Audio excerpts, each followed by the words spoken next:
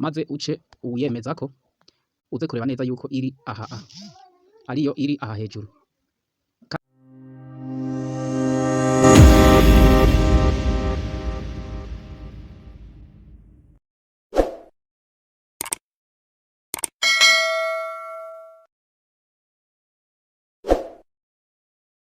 Guys ni sawa mumeze neza. Ego hama ikintu nje ngaha kubabwira ni ikintu cerekeranye n'uyu mushinga CPN.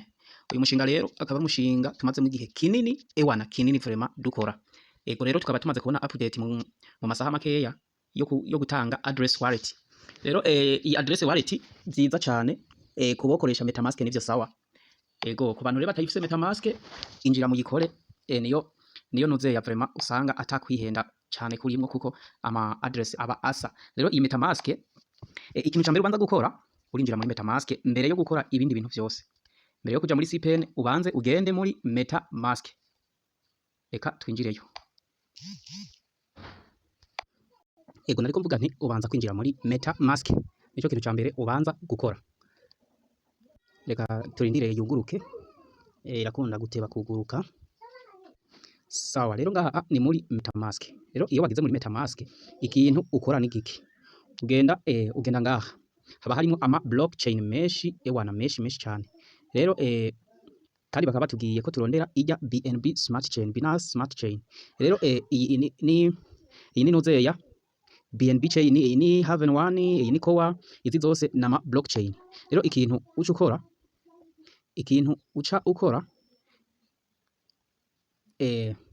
uraca uja muri iyi nozeya iyi Binance BNB Smart Chain iyi maze uce uyemezako uze kureba neza yuko iri aha ariyo iri aha hejuru.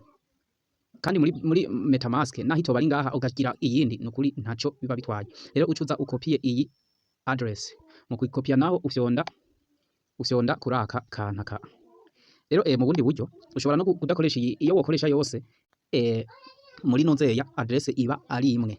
Rero vyoba vyiza ku muntu vyoba vyiza umuntu akoze ibintu abona. Rero mu gihe wamaze gufyonda ngaha ugakopia, iyo hafyonze barakwereka yuko uyabaye kopie ucuvamwo hama ukaca uja muri CPN network. Umaze rero gushikayo siko ubu ikimeze. Umaze rero gushika muri CPN network uri kurayugurura, turindire yuguruke kugira ngo tubandanye. Sawa rero murebe izi mpinduka zose zahabaye, murabona yuko bagize ibintu vyishi. Rero urabanza ugafyonda ahantu ubona handitse ngo wallet.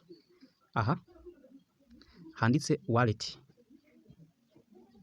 Aha rero handitse wallet niho turungika address. Rero ikindi kandi ushobora kureba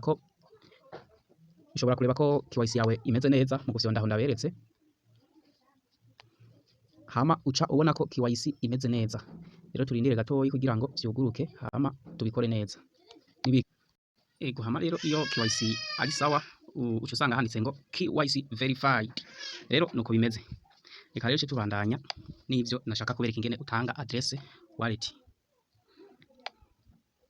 Rero ikintu cibanze uraza ngaha muri aha handitse wallet, ukihafyonda barakubwira ngo important this Binance Smart Chain wallet address will be used for your CPN token distribution. Iyi address ngiye gushira ngaha niyo bazokoresha bifashisha mu kundungikira CPN zanje, kandi izi CPN zizoza kuri blockchain ya Binance blockchain. Rero iyi nozeya iyi CPN izoba ari token ya blockchain ya Binance blockchain. Rero ucufyonda ngaha ugatypingako, wamara gutypingako mwibuke yuko hari address twakopye muri MetaMask, ucuza ugafyonda ukagumiza kuri urutoke mpaka aka kantu kaje ukaca ugira paste canke se kole.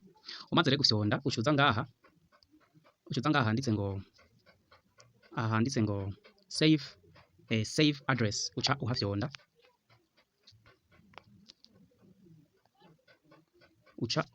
umaze kuhafyonda uca kugira ngo wallet address saved. Aha rero tukaba duhejeje gutanga address bazoduhako ama nozeya. Rero bakubwira ngo please verify your address carefully. If you are approved in incorrect address your token will be lost